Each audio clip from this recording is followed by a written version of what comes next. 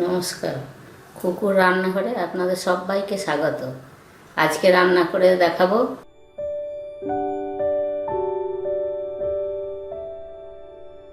আমের আচার বানাবো আমি। তার জন্য লেগেছে আম কেটে রেখেছি আমি এরকম করে প্রায় 6 ঘন্টা আগে।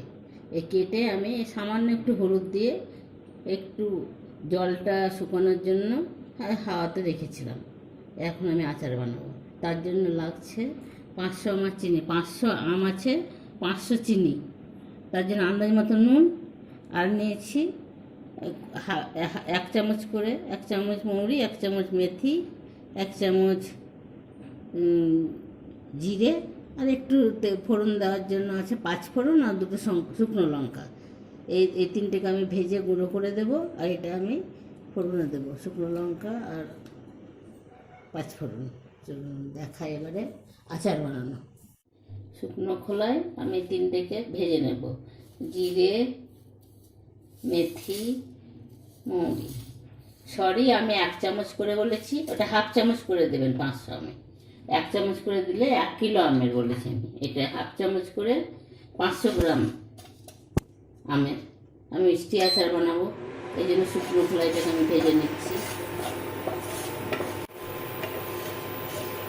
খুব একটা পুড়িয়ে দিলে হবে না, তেতো হয়ে যাবে, একটু গন্ধ আসবে, তখনই আমি এটা নামিয়ে রাখবো, গুঁড়ো করে নেব।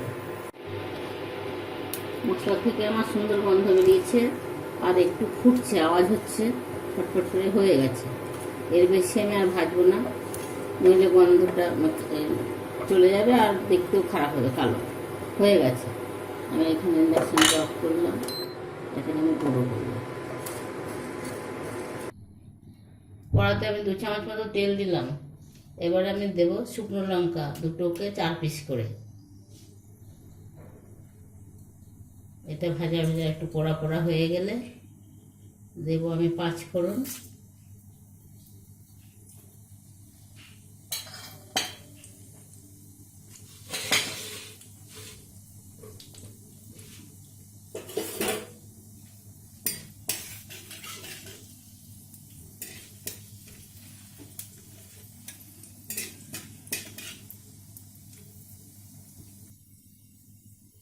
হয়ে গেছে, এবার আমি আমগুলো দেব।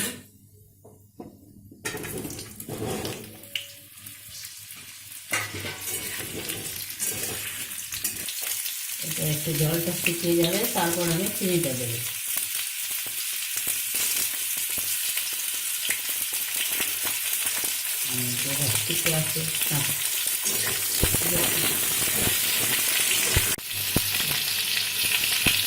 আমের জলটা একটু শুকনো হয়ে গেলে আমি একটু নুন দেবো, তাই শুকনো হয়ে এসছে আমের রসটা। এবার আমি একটু নুন দেবো।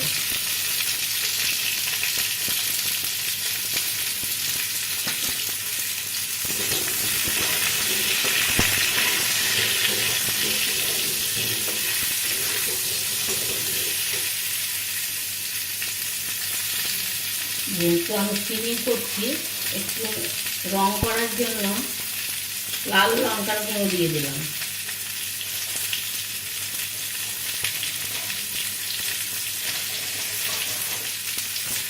লাল লঙ্কার গুঁড়ো দিয়ে দিলাম, একটু রং হবে, সাদা সাদা ভাব দেখতে ভালো লাগে না, এই জন্য।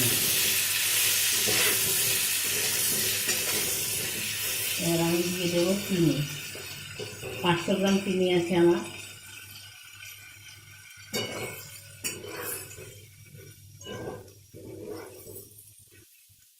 ফোটাও জল দেবো না, আঁচটা কমিয়ে দিয়েছি। আস্তে আস্তে চিনির রসটা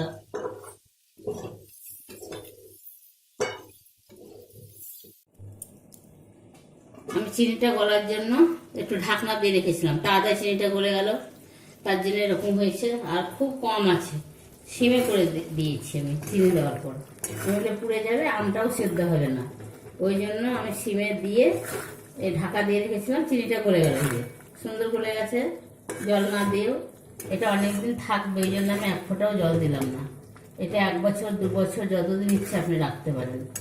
এতে আমি 2 চামচ মতো ভিনেগার দিয়ে দিব নামাবার আগে, তাহলে এটা নষ্ট হবে না।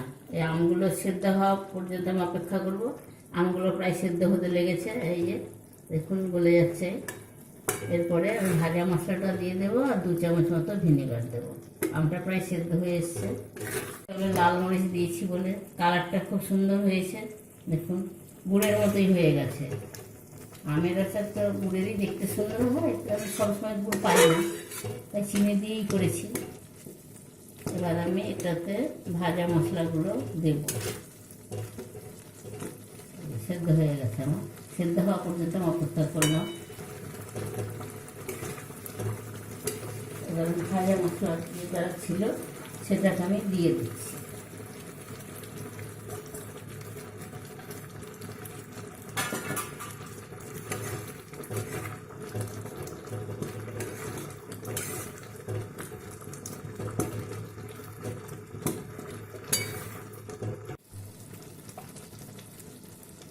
দুই চামচ ভিনেগার,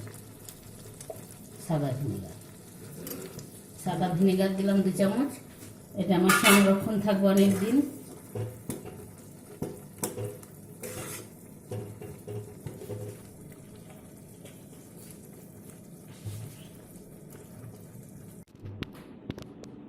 এই হয়ে গেল আমার কাঁচা আমের মিষ্টি আচার। খেতেও খুব মিষ্টি, সুন্দর, টেস্টি। আপনারা ঘরে করে দেখুন, খেতে খুব ভালো লাগবে। আর দেখতে থাকুন খুকুর রান্নাঘর।